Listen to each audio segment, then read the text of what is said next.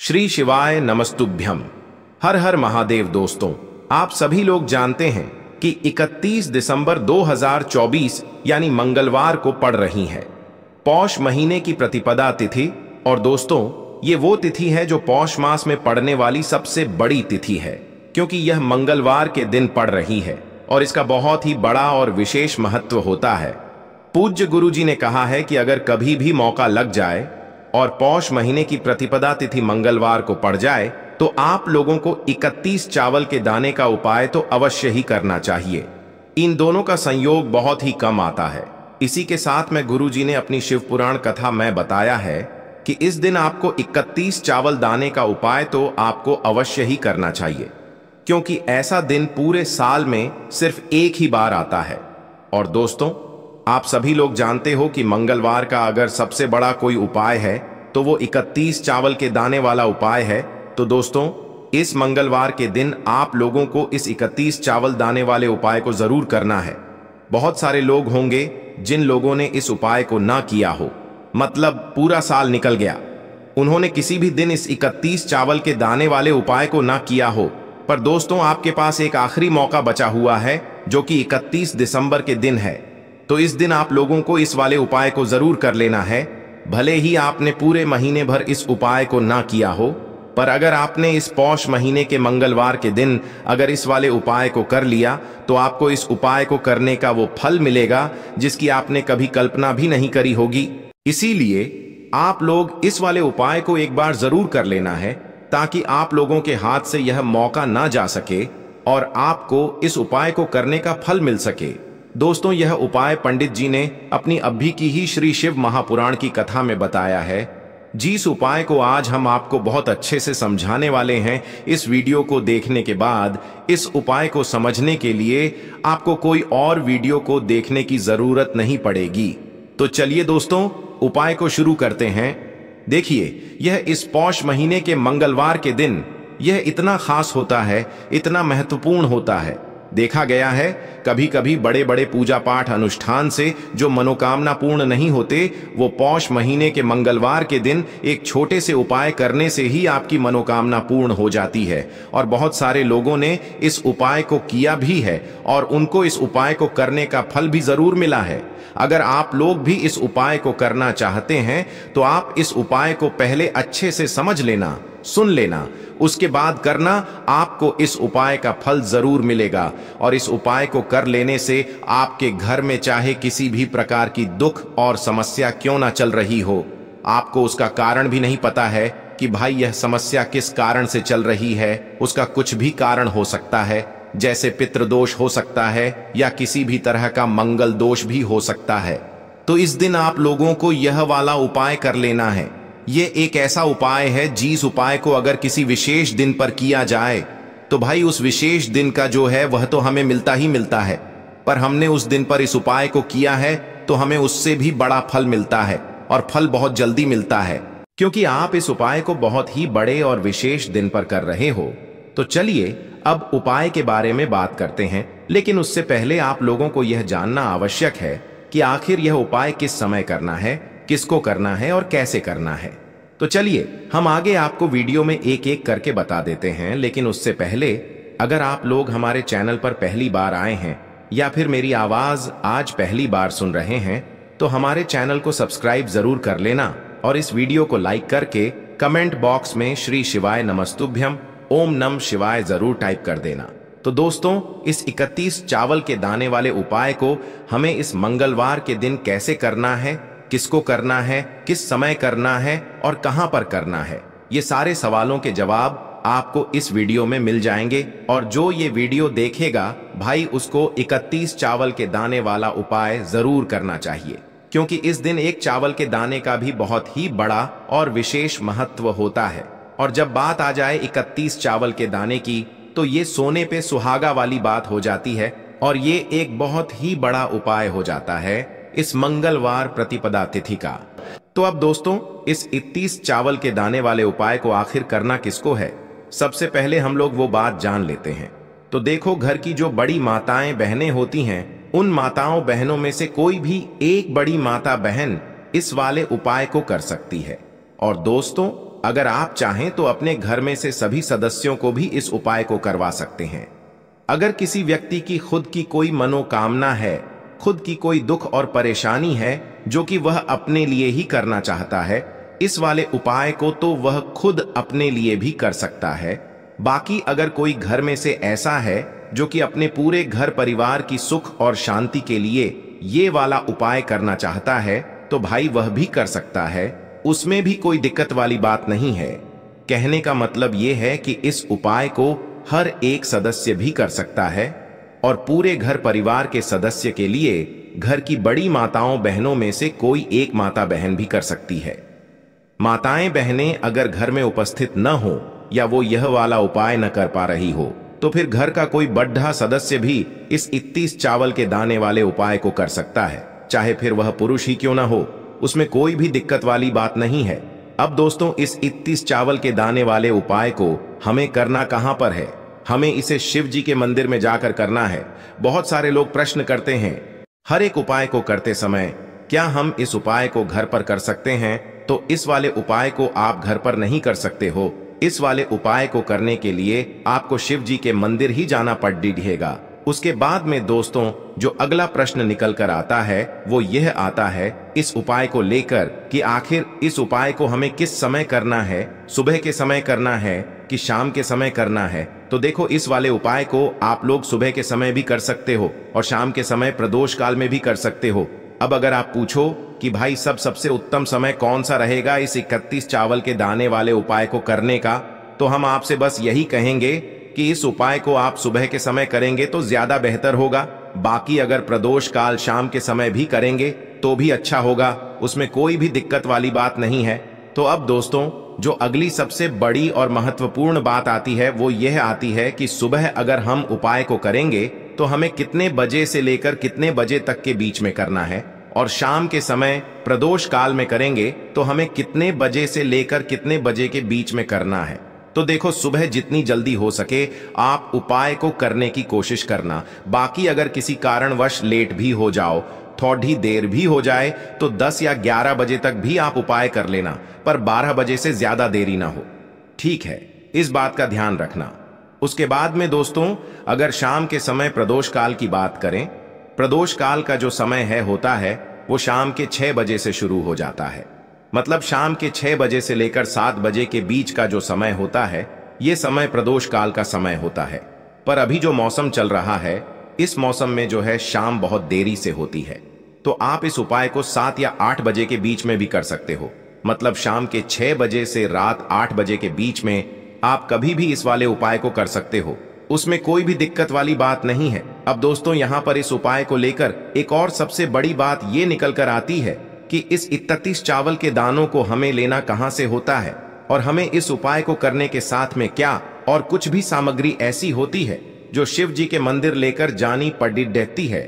तो देखो, यहां पर हम आपको बता दें, सबसे पहले आप लोग यह जान लो कि यह जो 31 चावल के दाने वाला उपाय है, सिर्फ और सिर्फ आप उपाय की सामग्री लेकर कभी भी शिव जी के मंदिर मत जाना, क्योंकि हमें भगवान के सामने ये नहीं दर्शाना है कि अगर हम भगवान शिव जी के मंदिर आए हैं तो अपने फायदे के लिए आए हैं। तो इसलिए जो भी पूजन सामग्री है, उपाय सामग्री है, 31 चावल के दाने, इसके साथ में आपको पूजन सामग्री भी जरूर लेकर जाना है। देखो, अगर सुबह के समय उपाय कर रहे हो तो सीधी सी बात है, 1 लोटा जल तो आप लेकर जाओगे ही जाओगे। वही 1 लोटा जल अगर मिट्टी का जल हो तो बहुत अच्छा रहेगा। मिट्टी का जल कैसे बनाया जाता है, इसके लिए हमने पहले से बहुत सारी वीडियोस बना दी है। आपके पास इस दिन एक आखिरी मौका रहेगा मिट्टी का जल शिव जी पर चढ़ाने का और उपाय को करने का बहुत बड़ा आपको इस दिन फल मिलेगा। तो इसीलिए इस दिन हो सके तो भाई मिट्टी का जल चढ़ाना तो अपने साथ में कम से कम 1 लोटा जल तो आपको लेकर जाना ही जाना है। अगर मिट्टी का जल नहीं है तो घर का जल भी आप इस्तेमाल कर सकते हो। इसके अलावा जो भी पूजन सामग्री है, देखो 31 चावल के दाने ये अलग आपके रहेंगे और जो आपकी पूजन सामग्री रहेगी वो अलग रहेगी। पूजन सामग्री में आप जो भी चीज लेकर जाना चाहे वो लेकर जा सकते हैं। एक बेलपत्र भी लेकर जा सकते हैं, उसमें कोई भी दिक्कत वाली बात नहीं है। वहीं अगर हम बात करें शाम के समय की, तो शाम के समय शिव जी पर जल नहीं चढ़ता है, इसीलिए शाम के समय आप लोग एक दीपक तैयार कर लें। जो कि गोलबत्ती का, आटे का, शुद्ध देसी गाय का घी का होगा, है ना। इस बात का आप लोगों को ध्यान रखना है और इस दीपक को आपको घर से जलाकर नहीं लेकर जाना है, भगवान शिव जी के मंदिर में जाकर ही जलाना है। इस बात का भी आप लोगों को ध्यान रखना है। अब दोस्तों, यहां पर हमें इस बात को समझना है कि यह 31 चावल के दाने हमें लेना कहां से है। क्या हमें दुकान से लेकर आना है, या हमें अपने घर से लेना है, या कहां से लेकर आना है, और कौन से चावल लेना है, क्योंकि चावल भी बहुत प्रकार के होते हैं। तो देखो, इन सभी सवालों के जवाब आप लोग एक बात में सुन लो कि भाई ये जो उपाय है, इस उपाय में आपको ये नहीं देखना है कि भाई कौन से चावल है, कौन से चावल नहीं है। बस जो भी चावल ले रहे हो वो चावल का दाना सबूत होना चाहिए, मतलब साबुत होना चाहिए, टूटा हुआ नहीं होना चाहिए, कटा पिटा नहीं होना चाहिए। ये बात आपको ध्यान रखना है। बाकी आपका चावल बासमती हो या सादा चावल हो या कोई सा भी चावल हो, उसमें कोई भी दिक्कत वाली बात नहीं है। तो सीधी सी बात है कि आपके घर के रसोई घर में जहां पर आप भोजन बनाते हो, वहां पर जो भी चावल आपके उपस्थित हो, उन चावलों में से अपनी एक कटोरी भर लेना या एक मुट्ठी चावल अलग से निकाल कर रख लेना, क्योंकि हम 31 चावल ही यहां पर इस उपाय में लेने वाले हैं। तो हमें यह चावल के दाने गिनकर निकालने पर डिढेंगे। इस बात का आप लोगों को ध्यान रखना है। तो अपने उस चावल की कटोरी में से या चावल में से 31 ऐसे चावल के दाने आप लोग निकाल लो जो कि टूटे हुए ना हो, कटे पिटे ना हो, जिनमें कोई दाग ना लगा हुआ हो, है ना। अच्छे साबुत चावल के दाने 31 दाने आप लोग निकाल कर रख लो और इन्हें किसी भी एक कागज की पुड़िया में या किसी एक छोटी सी कटोरी में आप लोग रख लो, ताकि यह सुरक्षित रहे, आपके एक भी चावल का दाना इधर उधर ना हो और आपका उपाय भी पूरा अच्छे से हो जाए। तो भाई जैसे ही आपका उपाय की जो सामग्री है, 31 चावल के दाने ये तैयार हो जाते हैं, उसके बाद मैं आपको जो भी अपनी पूजन सामग्री है सुबह के समय कर रहे हो, तो एक लोटा जल और एक बेलपत्र या पूजन सामग्री जो लेकर जाना चाहो उसकी भी तैयारी कर लेना। और शाम के समय जा रहे हो तो भाई अपना जो दीपक है उसे तैयार कर लेना, ठीक है। और उपाय को करते समय शुद्धता का विशेष रूप से ध्यान रखना, ठीक है। सुबह सुबह स्नान करने के बाद ही उपाय को करने की आप लोग तैयारी करना। उसके बाद अगर शाम के समय की बात करें तो शाम के समय आपको स्नान करने की जरूरत नहीं है, पर शुद्धता का ध्यान रखना है। आपको स्नान तो नहीं करेंगे, आप हाथ मुंह धोकर भी इस वाले उपाय को शाम के समय प्रदोष काल में कर सकते हैं, इसमें कोई दिक्कत वाली बात नहीं है। तो आप अपने उपाय की पूरी सामग्री तैयार करके आपके पास ही में जो आपका शिव मंदिर हो वहां पर पहुंच जाइए। सबसे पहले शिव मंदिर में जाकर आप लोगों को उपाय नहीं करना है, पहले भगवान के दर्शन करना है, भगवान से आशीर्वाद प्राप्त करना है, फिर शिव जी की शिवलिंग के पास में आना है। शिवलिंग के पास में आने के बाद आप जो पूजन सामग्री लेकर आए हुए हैं, जैसे कि सुबह गए हुए होंगे तो एक लोटा जल और जो भी पूजन सामग्री लेकर आए हैं आप उनसे भगवान शिव जी की पूजन कीजिए। सबसे पहले तो एक लोटा जल ही चढ़ेगा, फिर आपको एक बेलपत्र श्री शिवाय नमस्तुभ्यम का जाप करते हुए शिवलिंग पर चढ़ा देना है। उसके बाद में आपकी पूजन सामग्री चढ़ेगी। उसके बाद में अगर दोस्तों शाम के समय अगर आप इस उपाय को कर रहे हो तो अपने साथ में कम से कम एक जो दीपक है गोल बाती का जो आप अपने साथ में लेकर गए हो, उस दीपक को मंदिर में जाकर अपनी माचिस से जलाना है और उस दीपक को शिवलिंग के पास में रखना है, ठीक है। इस दीपक को रखने के बाद ही आप लोगों को अपना ये वाला उपाय शुरू करना है और दीपक को ज्यादा पास में मत रखना, वैसे भी गर्मी पड़ रही है, भगवान शिव जी को आंच नहीं लगनी चाहिए, है ना। तो भाई जैसे ही आपकी पूजा अर्चना हो जाती है, आप भगवान शिव जी को प्रसन्न कर लेते हैं, उसके बाद में शिवलिंग के पास ही में आप कहीं पर बैठ जाइए। सामने या आसपास जिस जगह पर आपको बैठना हो वहां पर बैठ जाइए और अपने वह 31 चावल के दाने अपने सामने निकाल कर रख लीजिए, क्योंकि अब यहां पर उपाय को यहां पर करने की आपको तैयारी करना है। और इस तरीके से जब आप उपाय करेंगे, पूजन सामग्री करने के बाद, पूजन अर्चना करने के बाद, तो आपको उपाय का फल बहुत जल्दी और बहुत बढ़ा होकर मिलेगा। तो अपने 31 चावल के दाने अपने सामने निकाल कर रख लेना और यह जो उपाय है यह आपकी सीधे हाथ की हथेली से होगा, इसलिए इस बात का भी विशेष रूप से ध्यान रखना है। तो सीधे हाथ की हथेली का प्रयोग करके ही आप लोग अपना इस वाले उपाय को करना। अपने सामने जो भी आपकी कागज की पुड्डिया है उसको खोल कर रख लो, या कटोरी है तो भाई उसे अपने सामने रख लो और अपने वह 31 चावल के दाने निकाल लो, ठीक है। उसके बाद में दोस्तों अब आपको क्या करना है कि शिवलिंग आपके सामने होगी, तो आपने वह 31 चावल के दाने एक एक करके जहां पर आपने बेलपत्र चढ़ाया है, आपको शिव जी के शिवलिंग के ऊपर चढ़ाना है। कहां पर चढ़ाना है? शिवलिंग के ऊपर चढ़ाना है और कहीं पर भी नहीं चढ़ाना है। आपको अपने हथेली से तो शिवलिंग के ऊपर चढ़ाना है, भले ही फिर वो अपने आप जलाधारी पर गिर जाए या मतलब वहीं पर गिर जाए, उसमें कोई दिक्कत वाली बात नहीं है, पर आप चढ़ाओ शिवलिंग के ऊपर ही।